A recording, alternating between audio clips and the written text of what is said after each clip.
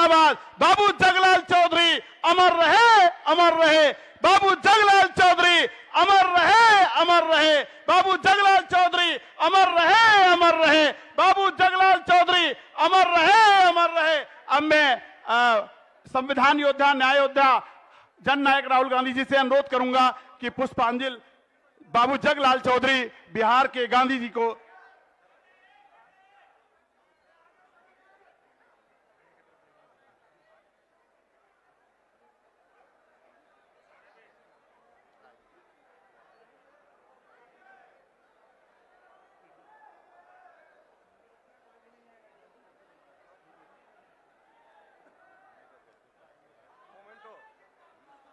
Movement हो जल्दी से।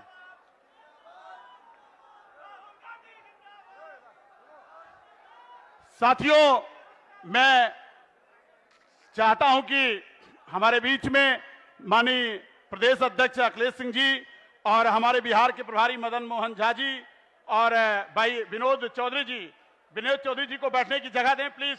विनोद चौधरी जी, मैं चाहूंगा कि विनोद चौधरी जी जो इस कार्यक्रम के संयोजक हैं वो जन नायक राहुल गांधी जी को मोमेंटो देंगे। बाबू जगलाल चौधरी जी की उनकी स्मृति में।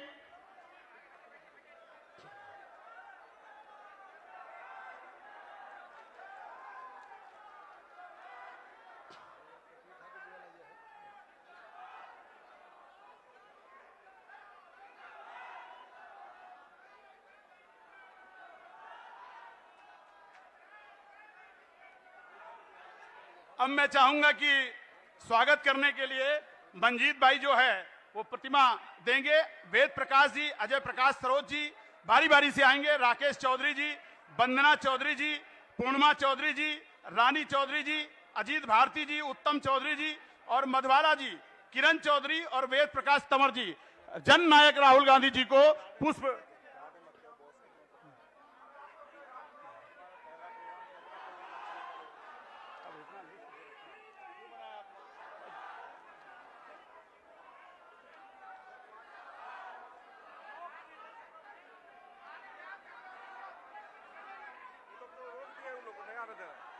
अब नहीं आएंगे, अब नहीं आ पाएगा। पहले से बोलता तो नहीं।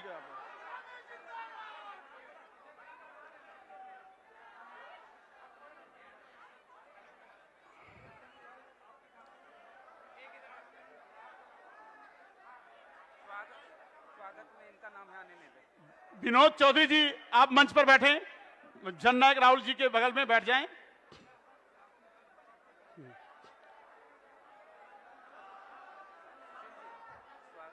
अब नहीं आ पाएगा, अब नहीं हो पाएगा यार।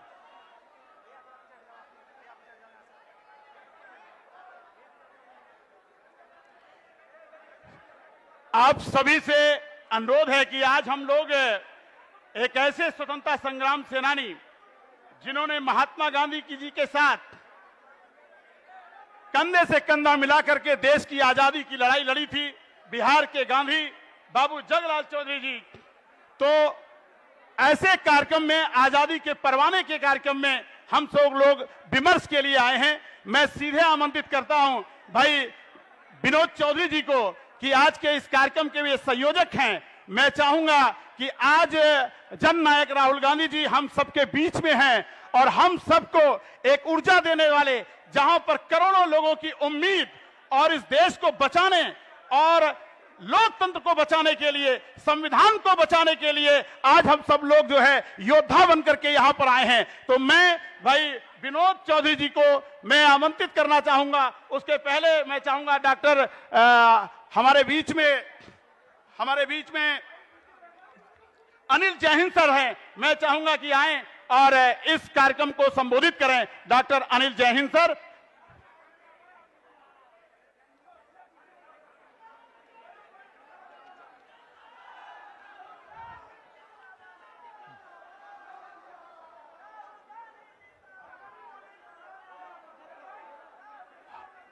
हमारे देश के करोड़ों वंचितों, शोषितों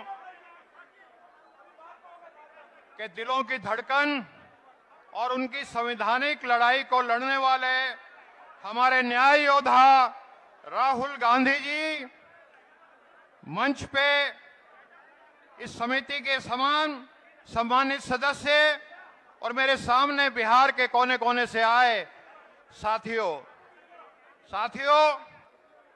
मैं इस चीज को जानता हूं कि आप सब लोग न्याय योद्धा राहुल गांधी जी को सुनने के लिए आए हैं।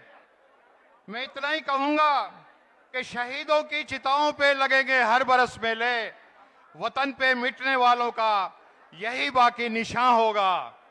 हमारे बाबू जगलाल चौधरी जी, उन्होंने महात्मा गांधी जी के नेतृत्व में आजादी की लड़ाई लड़ी और जिसको कहते हैं सर्वोच्च बलिदान दिया। अपनी डॉक्टरी की MBBS की पढ़ाई छोड़ करके जंगे आजादी में कूद गए। उनका सुपुत्र आजादी की लड़ाई को लड़ते हुए पुलिस की गोली से शहीद हो गया। ऐसे थे हमारे बाबू जगलाल चौधरी साहब। और एक बात हम सब जानते हैं कि बाबू जगलाल चौधरी साहब किसी एक समाज की लड़ाई नहीं लड़े, वो पूरे भारतवर्ष के तमाम धर्म को मानने वाले तमाम जातियों के लोगों की आजादी की लड़ाई लड़े। लेकिन उनका एक सपना था। वो क्यों लड़ रहे थे, क्यों उन्होंने इतनी ज्यादा कुर्बानी की? उनका एक सपना था कि भारत जब आजाद हो तो ऐसा सुंदर देश बने जिसमें हर भारतवासी खुशहाल हो, सबको सम्मान से जीने का मौका मिले, किसी को भी जन्म और जाति के हिसाब से ऊंचा या नीचा नहीं देखा जाए, सबको आगे बढ़ने का मौका मिले। इसीलिए जब देश आजाद हुआ तो महात्मा गांधी, पंडित जवाहरलाल नेहरू ने विचार किया कि ऐसा समाज बनाना है तो संविधान बनाना होगा, और बाबा साहब भीमराव अंबेडकर जी को वो संविधान बनाने का जिम्मा सौंपा। लेकिन वो ताकतें जो मनुवादी ताकतें हैं, जो जन्म के आधार पे ऊंचा और नीचा करती इंसान को बनाती हैं, जो एक बड़े 90% लोगों को शोषित और वंचित रखना चाहते हैं, उन लोगों ने उस संविधान को कभी नहीं माना। और 30 नवंबर को RSS के जो अखबार निकलता है ऑर्गेनाइजर, उसमें उन्होंने लिख दिया कि जो भारत का संविधान है ये मनुस्मृति के हिसाब से नहीं है। और आज भी वो ताकतें, आपको मालूम है कि इस संविधान को बदलने की कोशिश कर रही हैं। कभी 400 सीटें इस बात के लिए मांगती हैं।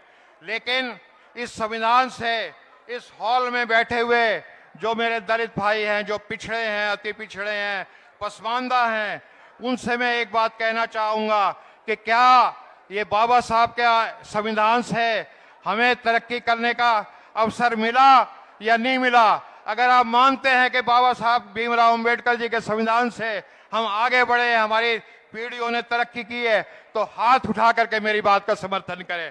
बाबा साहब के भीमराव अंबेडकर जी के संविधान से हम लोगों ने, पिछड़ों ने, दलितों ने बहुत तरक्की की, लेकिन उसको हटा देना चाहते हैं। और एक शख्स उस संविधान के रक्षा के लिए खड़ा है और उस शख्स का नाम है न्याय योद्धा राहुल गांधी।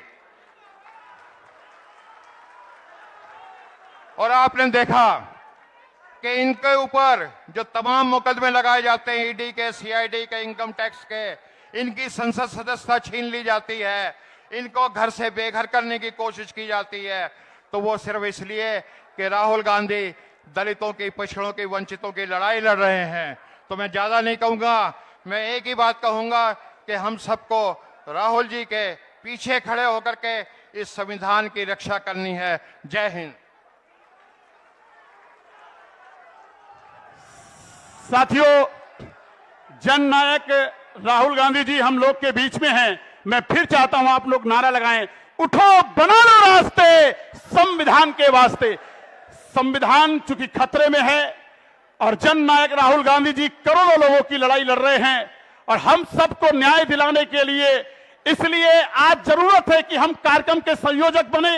हमको आगे बढ़ना होगा और इस लड़ाई को, क्योंकि राहुल गांधी के साथ आपको चलना होगा और आपको कोई बुलाता है नहीं बुलाता है, लेकिन जननायक राहुल गांधी जी ने आपके लिए खिड़की भी खोली है, आपके लिए दरवाजे भी खोले हैं, आपके लिए रोशनदान भी खोला है। इसलिए मैं देश के सारे लोगों से कहता हूं, वंचित समाज के लोगों, शोषित और वंचित लोगों, अगर आपके पुरखों ने आजादी की लड़ाई लड़ी है तो आज आजादी खतरे में है। और इसीलिए जगलाल चौधरी जाति के लिए नहीं लड़े थे, इस देश के लिए लड़े थे। 1937 से पहले 1942 में भारत छोड़ो आंदोलन में जिस तरह से उनके लड़के इंद्रपाल चौधरी को गोली मार दी गई थी, वो आजादी की लड़ाई में शहीद हो गए थे। और जगलाल चौधरी रोए नहीं थे, जेल से पैरोल पर आए और अपने बेटे की लाश देकर कहा कि मैं धन्य हो गया कि मेरा बेटा आज भारत माता के लिए शहीद हो गया।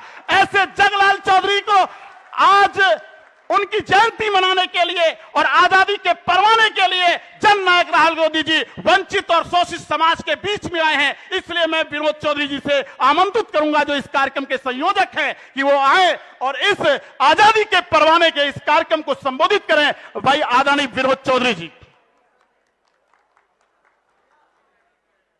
धन्यवाद सर।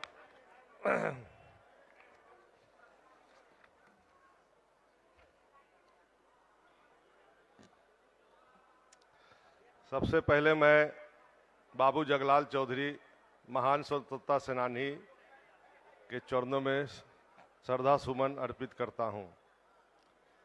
आदरणीय राहुल जी, जो हमारे चीफ गेस्ट हैं, और बाबू जगलाल चौधरी के जितने भी अनुयायी सुदूर गांव से, देहात से आए हुए हैं, उनको अपना आशीर्वचनों से सबको संबोधित करेंगे। तो राहुल जी आए हुए हैं, मंच पर बैठे हमारे प्रदेश अध्यक्ष कांग्रेस के अखिलेश प्रसाद जी, कांग्रेस के प्रभारी श्री मोहन प्रकाश जी, कांग्रेस के राष्ट्रीय सचिव बिहार के प्रभारी सुशील पाजी जी, और भी तमाम मंच पर बैठे हुए आदरणीय IPS retired DGP Bihar RC Kaithal ji, और भी दूर दूर से आए हुए भाइयों बहनों साथियों, मैं हृदय से आपका स्वागत करता हूं।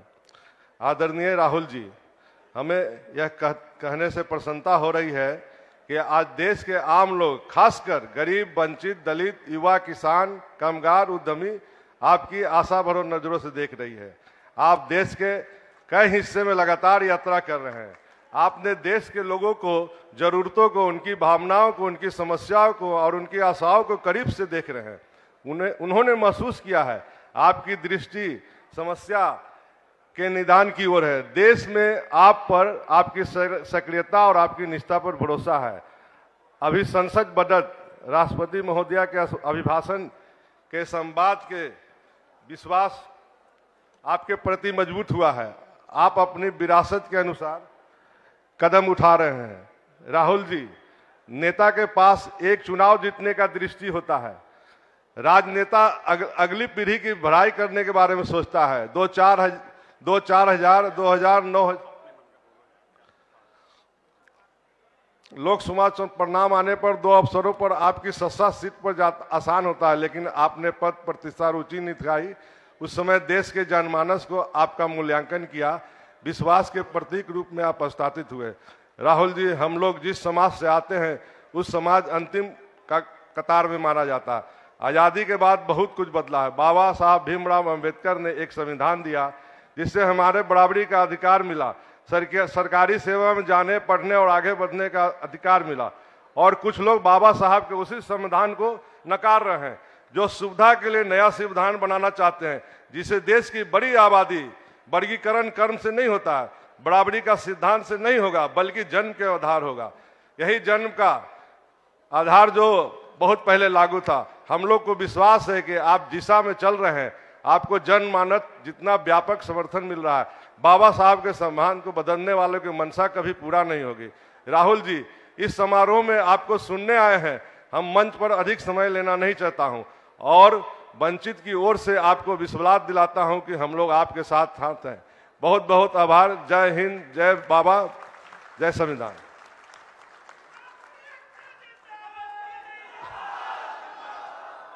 साथियों, बाबू जगलाल चौधरी जी के इस कार्यक्रम में जननायक राहुल गांधी जी बैठे हैं, क्योंकि अब इस देश में अन्याय के खिलाफ अगर कोई लड़ रहा है तो जननायक राहुल गांधी जी। इसलिए क्योंकि आज भी उसी तरह हजारों साल की तरह उन पर जुल्म जाती हो रही है। और बिहार की धरती पर मुझे जब यहां भेजा गया तो यहां पर हजारों लोगों ने, जो वंचित समाज के लोगों से मिलने के बाद मालूम हुआ कि यह सरकार ऐसी है जो आज अधिकारी कर्मचारियों के प्रमोशन को रोकने के लिए साजिश करती है, उनके पदों को फ्रीज कर देती है। दूसरे के समाज को तो प्रमोशन दिया जा रहा है, लेकिन जो वंचित समाज के लोग हैं कानून के अड़चनों में लग करके इस देश में कभी जाति के नाम पर, अगर कोई किसी जाति में जन्म लिया है ये उसके बस में नहीं है, लेकिन जाति के नाम पर अगर उसका उत्पीड़न होगा, जाति के नाम पर उस पर अन्याय होगा, तो मैं यही कहना चाहता हूं कि इस देश के हर जाति धर्म के लोगों ने इस देश की आजादी की लड़ाई लड़ी थी। इस देश के हर जाति धर्म के लोगों ने संविधान बनाया और आज हर जाति धर्म के लोग जननायक राहुल गांधी के साथ चल पड़े हैं। तो आइए आजादी के परवाने सब मिल करके हम आमंत्रित करते हैं जननायक राहुल गांधी जी को। उससे पहले मैं 1 मिनट के लिए जननायक राहुल गांधी जी, हम सबको संबोधित करेंगे। जननायक राहुल गांधी जी।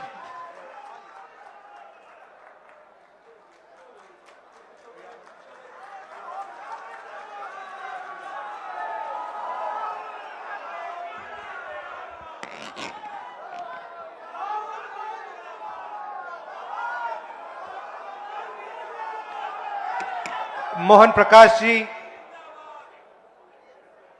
अखिलेश सिंह जी, मदन मोहन झा जी, विनोद चौधरी जी, सुशील कुमार पासी जी, डॉक्टर अनिल जैहिंद जी, सुजीत चौधरी जी, नीतू सिंह निषाद जी, गोरेलाल यादव जी, स्टेज पे बाकी वरिष्ठ नेता, भाइयों और बहनों, प्रेस के हमारे मित्रों, आप सबका यहां बहुत बहुत स्वागत। आज हम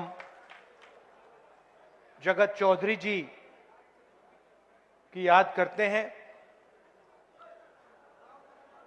लड़ाई हिंदुस्तान में विचारधारा की है। एक तरफ आरएसएस, बीजेपी और दूसरी तरफ अंबेडकर जी, जगत चौधरी जी, महात्मा गांधी, जगलाल चौधरी जी, जगलाल चौधरी जी। तो यह विचारधारा की लड़ाई चल रही है। कुछ दिन पहले मैंने अपने भाषण में कहा कि हम अंबेडकर जी की बात करते हैं, जगलाल चौधरी जी की बात करते हैं, मगर जो ये बोलते थे, जो ये करते थे,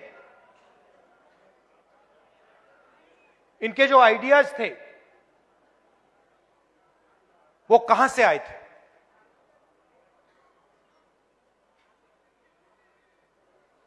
वो जो आपके दिल में जो दर्द था, दलितों के दिल में जो दर्द था, भैया भैया थोड़ा इस साइड हो जाइए।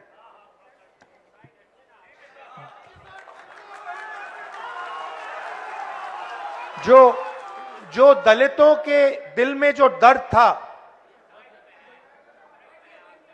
जो दुख था, जो उनके साथ हजारों सालों के लिए किया जा रहा था, वो आवाज अंबेडकर जी और जगलाल चौधरी जी के मुंह से निकलती थी। मतलब जो आपके दिल में था, जो आपके समाज के दिल में था, वो अंबेडकर जी और जगलाल चौधरी जी बोलते थे।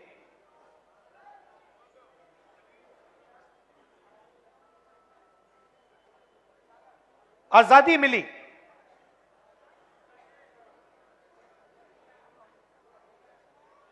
बहुत कुछ हुआ, मगर मैं आपसे सवाल पूछना चाहता हूं, आज हिंदुस्तान का जो पावर स्ट्रक्चर है, जो इंस्टीट्यूशंस हैं, संस्थाएं हैं, चाहे वो शिक्षा का सिस्टम हो, स्वास्थ्य का सिस्टम हो, कॉर्पोरेट इंडिया हो, बिजनेस सिस्टम हो, जुडिशरी हो, इसमें आपकी भागीदारी कितनी है? लोग रिप्रेजेंटेशन की बात करते हैं, लोग कहते हैं कि हां, दलितों को रिप्रेजेंटेशन मिला, और यह सही है, रिप्रेजेंटेशन मिला, मगर पार्टिसिपेशन के बिना, पावर स्ट्रक्चर में शामिल होने के बिना रिप्रेजेंटेशन का कोई मतलब ही नहीं। मैंने आपको यहां स्टेज में बैठा दिया, 5 लोगों को यहां स्टेज में बैठा दिया, और फिर निर्णय पीछे से लिए जा रहे हैं, तो आपको स्टेज पे बैठाने का कोई मतलब ही नहीं है। आजकल फैशन बन रहा है कि भैया देखो, एमएलए को हमने इतने टिकट दे दिए, इस जात को इतने दे दिए, उस जात को इतने दे दिए। मोदी जी बोलते हैं हां, मगर फिर आपने जो पहले एमएलए की पार होती थी वो आपने छीन लिया। लोकसभा में आपने एमपी बैठा रखे हैं, लोकसभा का एमपी एक निर्णय नहीं ले सकता, मंत्री आपने बना दिए, मगर ओएसडी आरएसएस का बैठेगा। तो कंट्रोल का सवाल है, पार्टिसिपेशन का सवाल है, भागीदारी का सवाल है। रिप्रेजेंटेशन की जगह है, मगर मेरा सवाल दूसरा है। मेरा सवाल यह है कि मैंने कहा कि ये हमारे मीडिया के मित्र हैं। उदाहरण देता हूं, मैंने कहा ये मीडिया के मित्र हैं,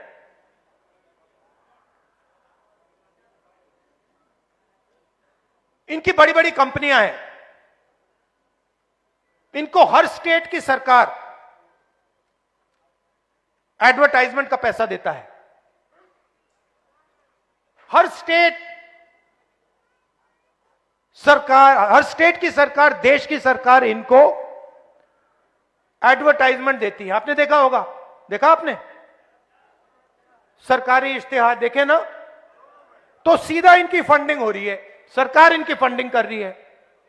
अब मैं आपसे पूछता हूं, ये बड़ी बड़ी जो कंपनियां हैं मीडिया वाली, इनके मालिकों की आप लिस्ट निकालिए, मुझे दलित दिखा दीजिए उनमें, आपको एक दलित नहीं मिलेगा।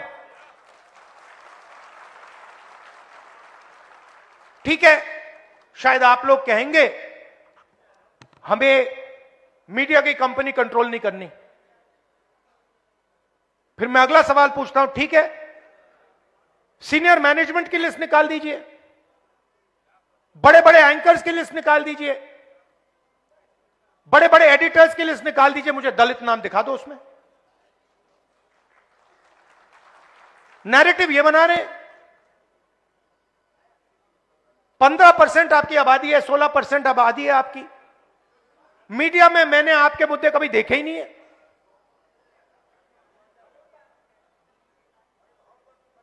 मैं हिंदुस्तान के एजुकेशन सिस्टम में पढ़ा हूं, दलितों के बारे में हिस्ट्री की किताब में मैंने 2-3 लाइन पढ़ी थी। क्या आपकी हिस्ट्री नहीं है क्या? 2 लाइन हिस्ट्री की किताब में 2 लाइन थी, दलित और अनटचेबिलिटी।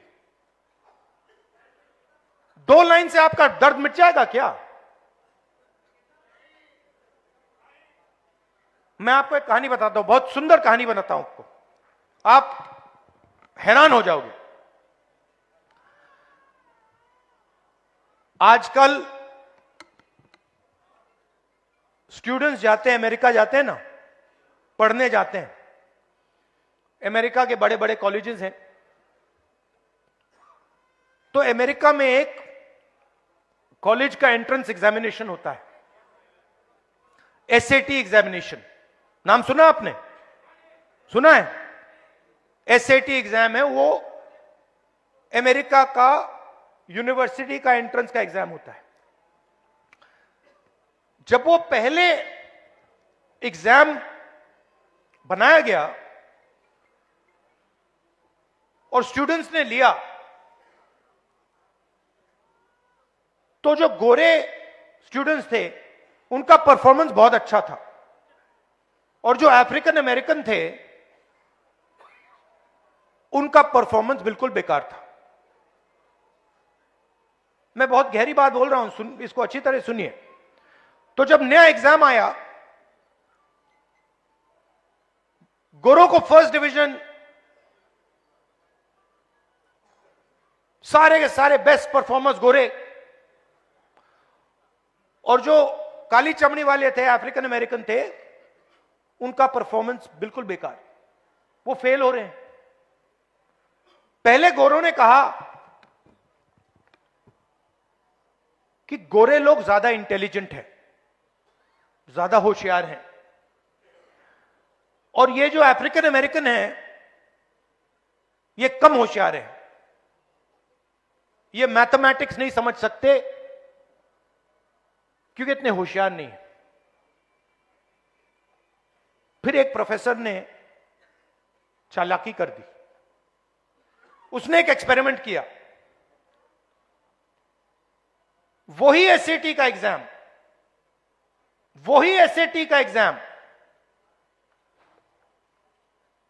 उसके जो सवाल थे उसने अफ्रीकन अमेरिकन प्रोफेसर से बनवा दिए। मतलब एग्जाम के जो सवाल थे, जो एग्जाम का डिजाइन था, उसने गोरों से नहीं करवाया, उसने अफ्रीकन अमेरिकन से करवा दिया। और फिर उसने वही एग्जाम गोरों को और अफ्रीकन अमेरिकन को दे दिया। आपको मालूम है नतीजा क्या था? सारे के सारे गोरे फेल हो गए। अब मैं आपसे पूछना चाहता हूं, हम शिक्षा के सिस्टम की बात कर रहे हैं, उस शिक्षा के सिस्टम में आपकी कोई हिस्ट्री नहीं है, आपका कोई इतिहास नहीं है।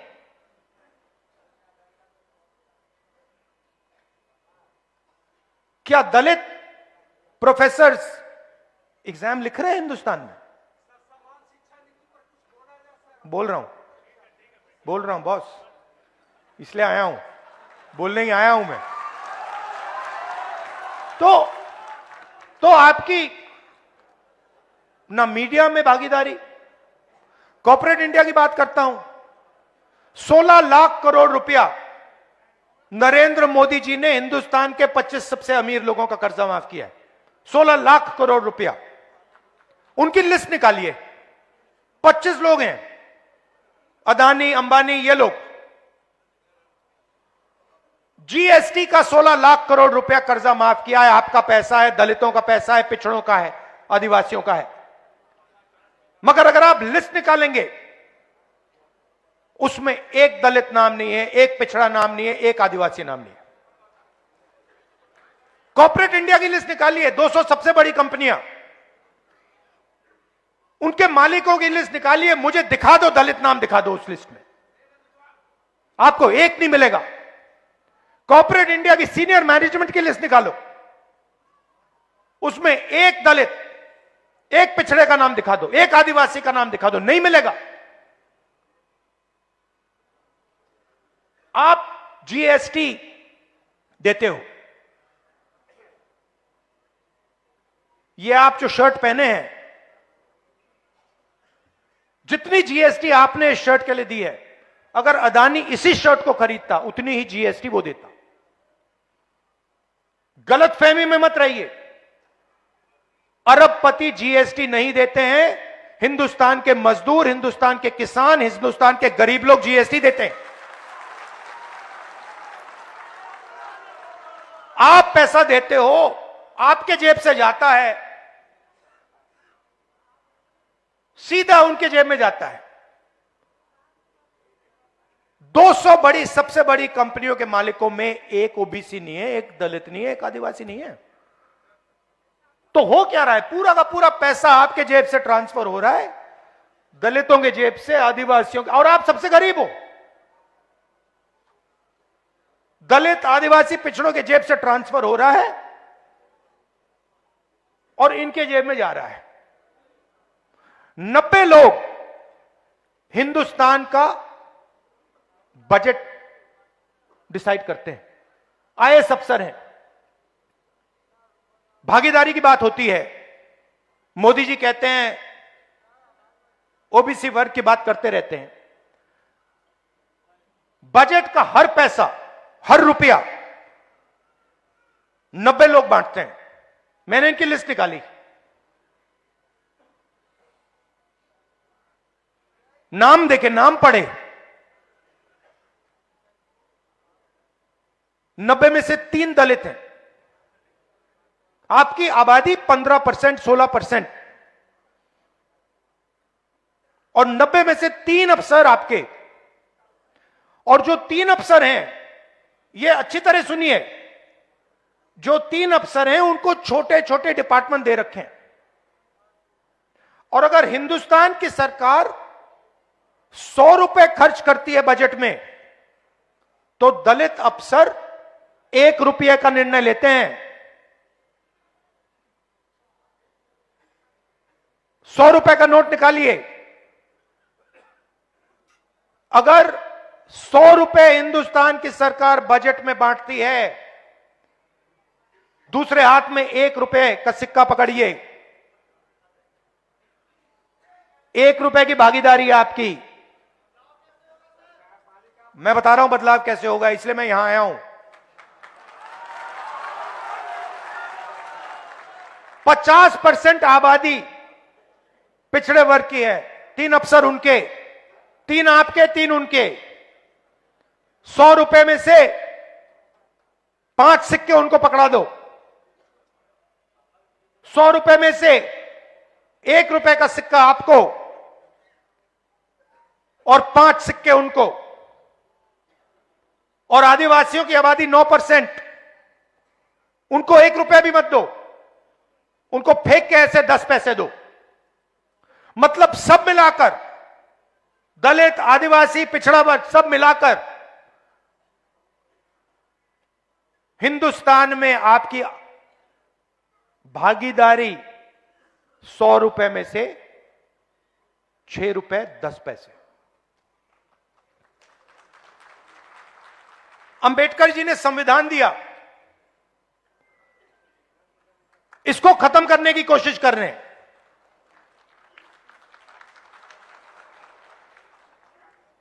जो आपको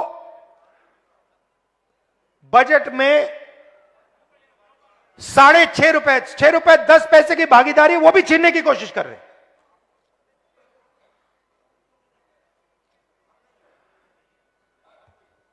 तो मेरा कहना है कि रिप्रेजेंटेशन की जगह है, मगर रिप्रेजेंटेशन जितना ही जरूरी, पार्टिसिपेशन और भागीदारी। अब सवाल उठाया किसी ने,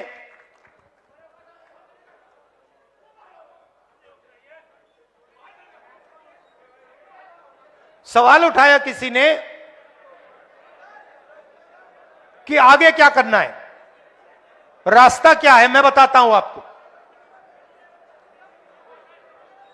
सबसे पहले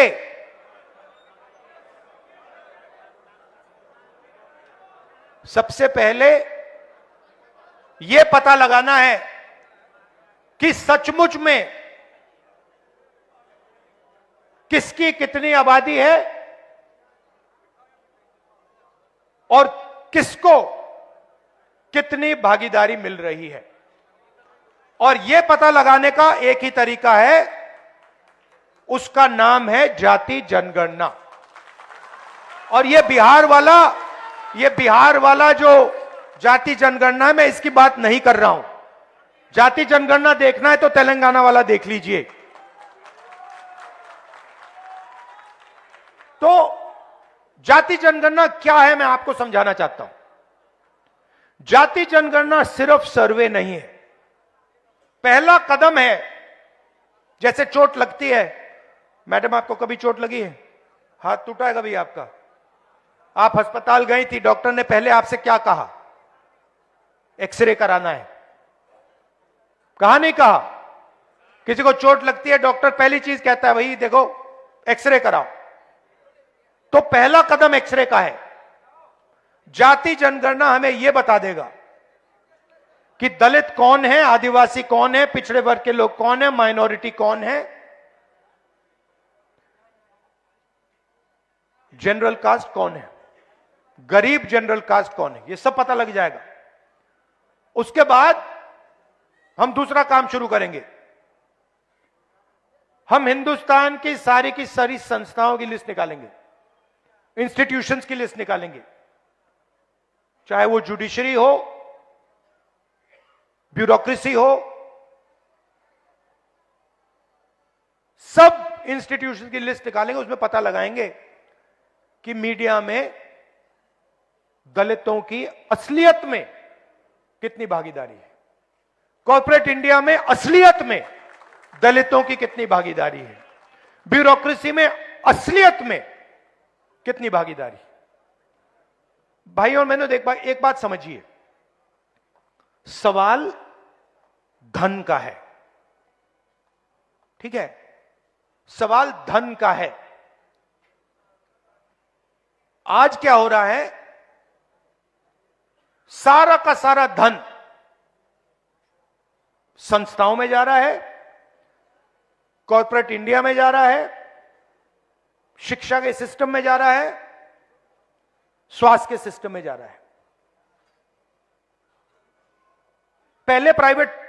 पहले सरकारी अस्पताल होते थे, एक प्रकार से वो आपके अस्पताल थे, उसमें आपको मुफ्त में इलाज मिलता था। आज सारे के सारे अस्पताल प्राइवेट हैं। कोई बीमार होता है, दलित वर्ग का कोई बीमार होता है, तो लाखों रुपए आपके जेब से निकलते हैं नहीं निकलते हैं, है ना? कहां जाते हैं? कहां जाते हैं? प्राइवेट अस्पताल। प्राइवेट अस्पताल किसके हैं? मोदी का नहीं है, दलितों का नहीं है, पिछड़ों का नहीं है, आदिवासियों का नहीं है, अंबानी अदानी का है, अरबपतियों का है। सारे के सारे जो प्राइवेट अस्पताल है उनके मालिकों की लिस्ट निकाल दो, मुझे दलित नाम दिखा दो एक। इनको सरकारी जमीन दी जाती है, इनको रोज सरकारी जमीन दी जाती है, आप इनको लाखों रुपए देते हो, मगर मालिकों में आपका एक नाम नहीं है, कहीं भी नहीं है। तो जाति जनगणना से ये सारा का सारा साफ हो जाएगा। इसीलिए कल मैंने पार्लियामेंट में भाषण दिया, मैंने दो चीजें कही। एक, मैंने टेक्नोलॉजी की बात की, इलेक्ट्रिक मोटर की बात की, मोबिलिटी रेवोल्यूशन की बात की, और दूसरी मैंने पार्टिसिपेशन की बात की, भागीदारी की बात की, जाति जनगणना की बात की। उसके बाद प्रधानमंत्री ने जवाब दिया, 1.5 घंटा का जवाब दिया। उस जवाब में आपने जाति जनगणना शब्द सुना? क्योंकि नरेंद्र मोदी, बीजेपी, आरएसएस जाति जनगणना नहीं कराना चाहती, क्योंकि ये देश की सच्चाई आपको नहीं बताना चाहती। और मैंने निर्णय ले लिया है कि कुछ भी हो जाए,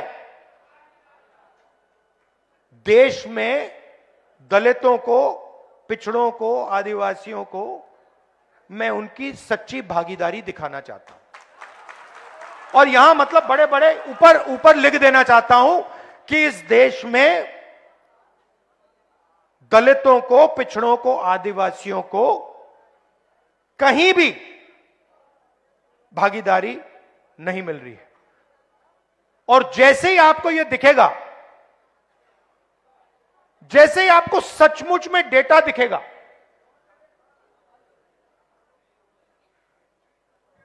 फिर हिंदुस्तान की असलियत, हिंदुस्तान का हर एक नागरिक, हर एक दलित, हर एक पिछड़े वर्ग, हर एक आदिवासी सब समझ जाएंगे। और फिर एक नई तरीके की राजनीति, एक नया तरीके का विकास शुरू होगा।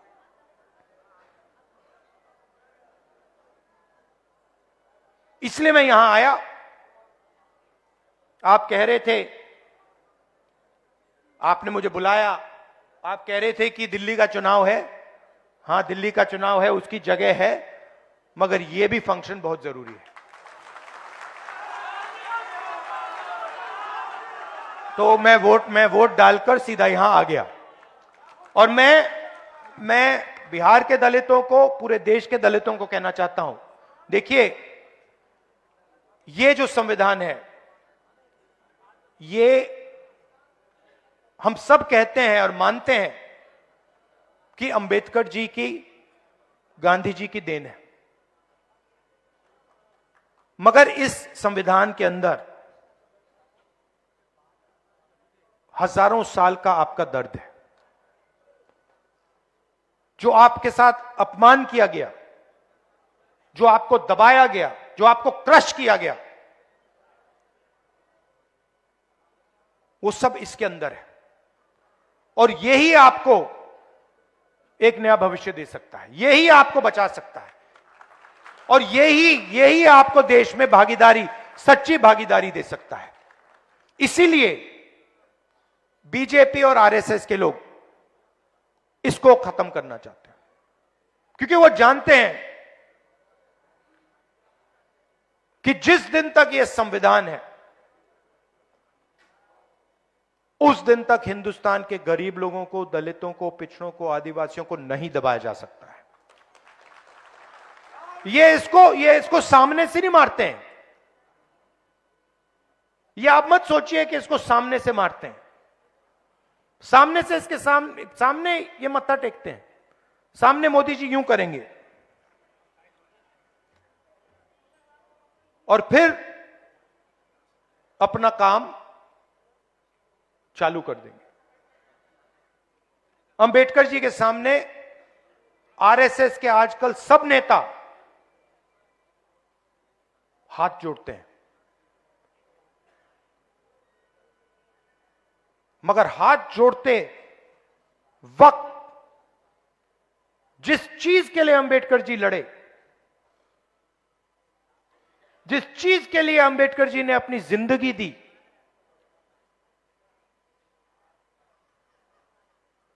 उसको रद्द करते हैं, उस पर आक्रमण करते हैं, उसको खत्म करने की कोशिश करते हैं।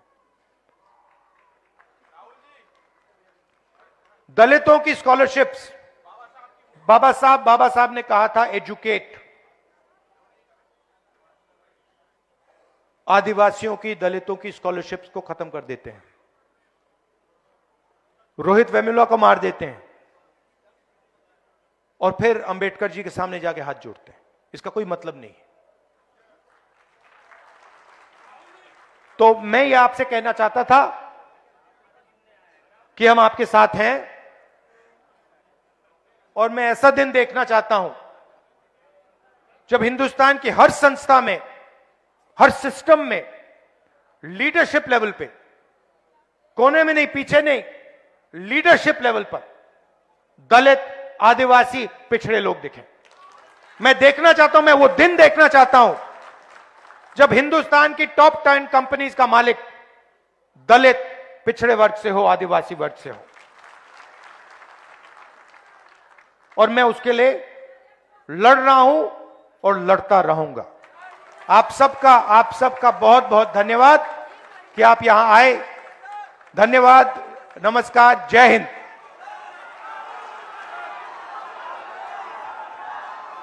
अब मैं चाहूंगा कि हमारी पूर्व विधायिका राष्ट्रीय सचिव पूनम पासवान जी आए हुए लोगों का आभार प्रकट करेंगी। पूर्व विधायिका पूनम पासवान जी, राष्ट्रीय सचिव। हमारे आज जगलाल चौधरी जी की आजादी के शुभ अवसर पर हमारे आए हुए हमारे आदरणीय नेता राहुल गांधी जी और हमारे बिहार प्रदेश के अध्यक्ष अखिलेश प्रसाद सिंह जी और हमारे बीच विनोद चौधरी जी और एआईसीसी के सेक्रेटरी हमारे पासी जी और हमारे विधानमंडल के नेता विनोद चौधरी जी और हमारे बीच हमारे प्रभारी मोहन प्रकाश जी और तमाम हमारे बैठे हुए यहाँ सभी आदरणीय जनतागण। बिहार में ही नहीं पूरे देश में दलितों को 15% आरक्षण मिला है, लेकिन सिर्फ नाम मात्र का आरक्षण है। बिहार में आज कर्मचारी से लेके कोर्टों में, उसके बाद शिक्षकों में सिर्फ मात्र दलितों को 2% भागीदारी मिली है। हमारी भागीदारी 13% आज बिहार में लुप्त है। मैं आपसे और हमारे जितने भी पासी समाज से, हमारे पिछड़े समाज, दलित समाज, बाबा भीमराव अंबेडकर जी ने कहा था कि अगर आपको आरक्षण चाहिए तो एकजुट होनी पड़ेगी। तो हमें सभी दलित, पिछड़ा, आदिवासी समाज के लोगों को अगर हम लोग एकजुट होके अगर हम लोग लड़ाई लड़ेंगे तभी हमारी भागीदारी सुनिश्चित होगी, नहीं तो हम लोग बढ़ते रहेंगे, हमारा अधिकार को छीना जाएगा। हमें अधिकार के नाम पे सिर्फ लड़ाने और धर्म की राजनीति जो आदरणीय मोदी जी करते हैं, इससे हम लोगों को बचने की जरूरत है। इसीलिए तमाम लोग आए हुए, मैं तमाम लोगों को अपनी इस आजादी के, हमारी आजादी में जगलाल चौधरी जी ने जो योगदान और जो भागीदारी दिए हैं, आप उनकी आजादी को जाया नहीं जाने दे। और ये शराबबंदी उनके अपने कार्यकाल में हुआ था।